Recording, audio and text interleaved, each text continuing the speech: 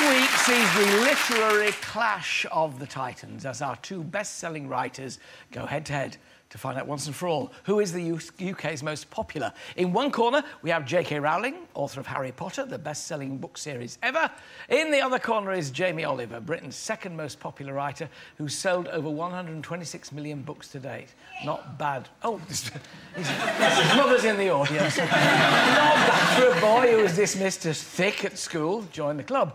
Well, if you're not sure whether you prefer your books Pucker or Potter, we're about to meet six fans who must definitely have opinions and are about to get very vocal in the Big Book Challenge. The singing chefs supporting Jamie Oliver, and the magicians, slightly unusual, supporting Harry Potter, and a woman who knows the publishing world inside out, literary agent Diane Banks. Welcome, Diane.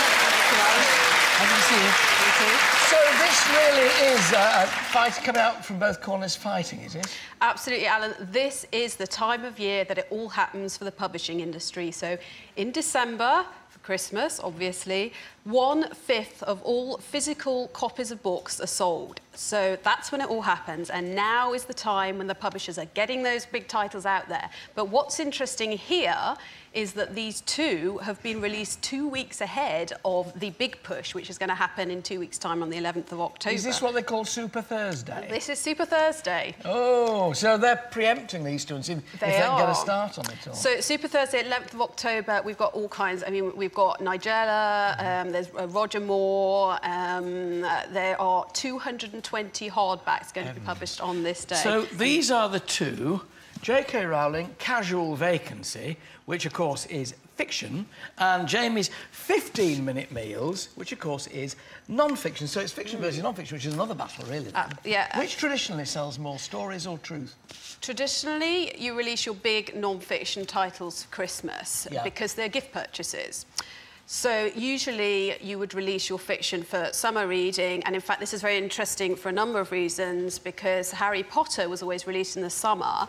JK Rowling has now changed publishers, and of course she's writing for a very different audience, and her publisher Little Brown have decided to put this out for the Christmas market, but you wouldn't normally release normally to be summer holidays for the children, presumably. Magicians, you've had a look at JK Rowling's Casual Vacancy. We have. Now, it's not a Harry Potter anymore, quite a different genre, as Diane's been saying. What do we make of it? Do you like it, up to our usual? I had a little read through it. It looks very good.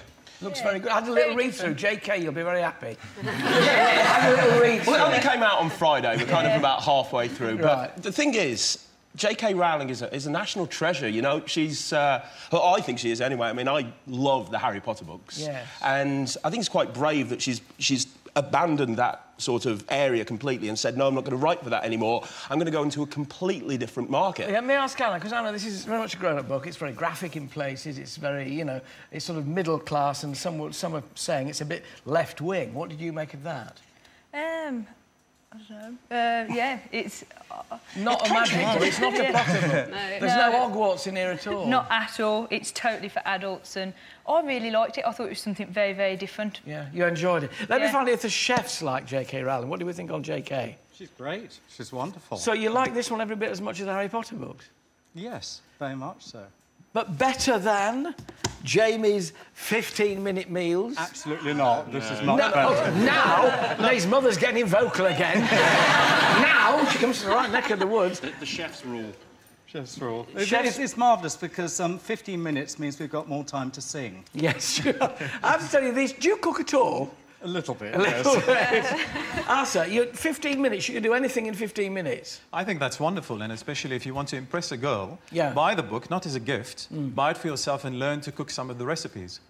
Yeah, but he's brought like 18 books out now on the subject of cooking. You know, how many cookbooks do you actually need? You know, a couple of years ago it was 30-minute meals, now it's 15-minute meals. In a couple of years it's going to be 5-minute meals in the microwave, you know? You know, more time to sing. Good point. But, you know, I just think that I just prefer fiction books. And everybody loves Harry Potter, you know. The shops, they came out on Friday, didn't they? The books came out on Friday. Thursday. Thursday. The shops were open early. In order to cope for the demand for the Harry book. Queue around the block. Yeah, there was a queue. You know, be honest with me. I mean, do you think they were queuing for Harry Potter, or do you reckon they were queuing for Jamie Oliver? Do you reckon people were sitting at home thinking, do you really think they were thinking we really need to cook a 15-minute meal? Everyone's got to eat. tweet. It was a tweet. Yeah. But traditionally, both of these are big sellers. What's your money on, Dan? Well, traditionally, both authors are big sellers, but what we have here is a very interesting situation because with Jamie, you know what you're going to get. His track record, he's been a Christmas #1 4 times before. He's got a track record as a chef, and he offers a promise of a certain buying into a certain lifestyle and improving your cooking, etc., etc. JK has a reputation for something entirely different, and that's writing young adult children's fiction full of magic. She's now writing an adult book. We don't know what we're looking at here. We don't know what we're going to get. What are the initial sales showing? Which is ahead initially? Do we know yet? Initially, JK's ahead. The publisher sold it. They had 1 million worth of pre-orders. It's Waterstone's biggest pre-order this year. It's the fastest selling book in 3 years. But it's whether this can carry on through to Christmas. This is the point. Maybe you'll have staying power, guys. I've got to ask you, really, is it to do what you do best as both magicians and singing chefs? Can we just have a quick demonstration, Russell, of a bit of magic? Deb, here's Diane. He's a lovely, pretty young lady. She uses your stooge, as magicians always seem to get thrown out. Thanks for that. Help her. What have you got? What can you do for us? OK, Diane, I'm going to show you a coin illusion, Goodness me. If you could hold your hand out for me, you can be like my table. I've got... Wow, this is getting better. Very glamorous. I've got 3 coins here. Now, these are actually American half dollars. Yeah. And the reason I use these coins is they're nice, big, shiny silver coins. You can see them from a bit of a distance. Right. I'd like to watch very, very carefully. This is the idea, Diane. We're going to make the coins jump from one hand to the other. Right. I'm going to squeeze his hand in a fist. Watch the coins. You'll actually see the first one vanish from there. How did you do that? It's vanished. All the way over there. That's coin number 1. Go on. Now, I'll do it again, because maybe you missed it. This one's going to go next. It's going to jump into that hand, which will leave me with just 1 coin over here. You're going to see it go. Watch. 2 here. And 1 here. If I squeeze the 1, watch the 2. You'll see it jump across. That's coin number 2. Oh, thank you. It's amazing, isn't it? 2 got, 1 to go. 2 here, 1 here. Now, the last one, we're going to make this as hard as possible. I'm going to squeeze this one. Diane, could you squeeze these 2 coins for me? Squeeze them really tight so I can't get to them. Turn your hand over.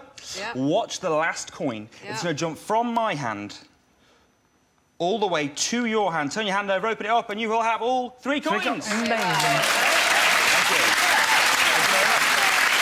Well, maybe we can't decide exactly who will do the best on the bookstores, but jumping gargoyles, we've got to go out with a bit of a song, haven't we? You'd like to reference to Harry Potter. Did you get that one? Never mind.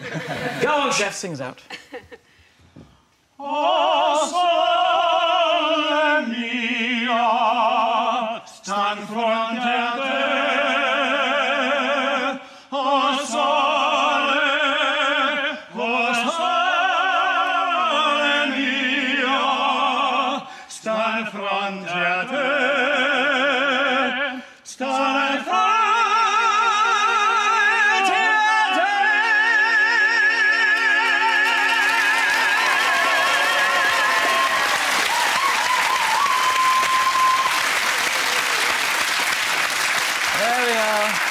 A piece of literary research that you will probably find no use whatsoever. But at least we had fun. My thanks to Craig, Russell, Anna, Arthur, Rory and Andy, and, of course, Diane Banks. Thank you, Dan.